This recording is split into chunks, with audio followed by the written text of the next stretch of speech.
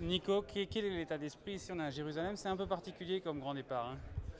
Ouais, c'est quand même assez incroyable de se retrouver ici. On n'est plus dans notre vieille Europe. C'est une certaine fierté ouais, quand même de pouvoir faire partie de ce Giro. Je crois qu'il me semble avoir lu, je pense que c'est vrai d'ailleurs, c'est la première fois qu'un grand départ a été donné d'un grand tour comme ça ailleurs qu'en Europe. Donc c'est quand même. Et puis sur une terre sainte, donc voilà, il y a plein d'images, c'est sûr. Vous venez ici aussi avec quelqu'un qui va viser le général pour la première fois sur le Giro. Dans quel état d'esprit vous l'avez suivi, j'imagine, cette année? C'est un nouveau challenge, c'est pas la même période de l'année. Quel état d'esprit vous partez? Euh, je pense qu'on est tous très motivés.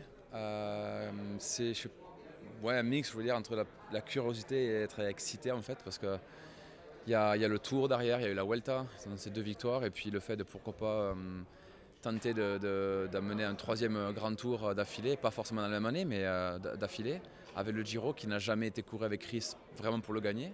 Donc c'est la première fois qu'on y voit avec lui pour tenter d'achever ces trois grands tours. Et puis derrière, on ne sait jamais.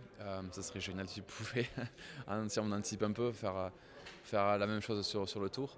Maintenant, Chris arrive à un tel niveau au niveau de son palmarès que chaque course gagnée et consécutive ou dans la même année devient un nouveau challenge et rentre dans l'histoire.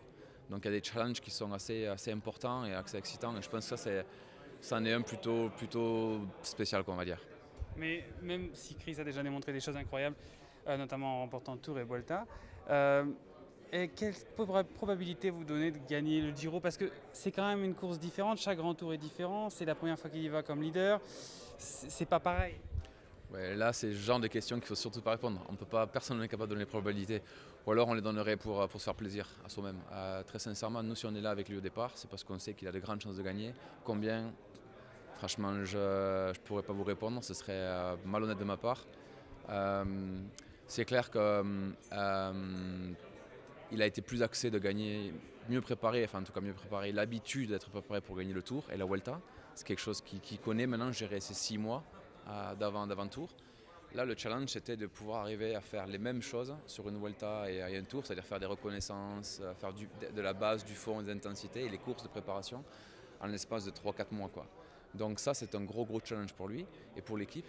Donc les probabilités, je pourrais dire, elles seraient peut-être un peu moindres que gagner le Tour, mais c'est aussi pour celle-ci qu'on a à ce départ, quoi. C'est que s'il le gagne, ce serait juste fantastique, quoi. Moi sur le parcours, quels sont les pièges de ce parcours? Il y en a énormément. L'Italie, c'est vraiment. C'est pareil, si les gens en général aiment bien un petit peu ce genre d'image, mais pour essayer de rapprocher, de faire comprendre, je pense que des trois grands tours, les deux qui pourraient avoir le plus de points communs seraient peut-être le Tour et la Vuelta, sur le tracé des fois, sur l'état des routes, les traversées de villages et de villas. Euh, la météo aussi peut-être, évidemment, la Vuelta fait beaucoup plus chaud, mais on a des fois des très grosses journées sur le Tour avec des grosses températures. Le Giro, c'est un petit peu différent. On peut avoir des températures qui sont complètement frigorifiantes. Des traversées de villages qui sont, voilà, les routes italiennes, petites, étroites, ça va vite. En général, c'est un peloton un peu plus nerveux.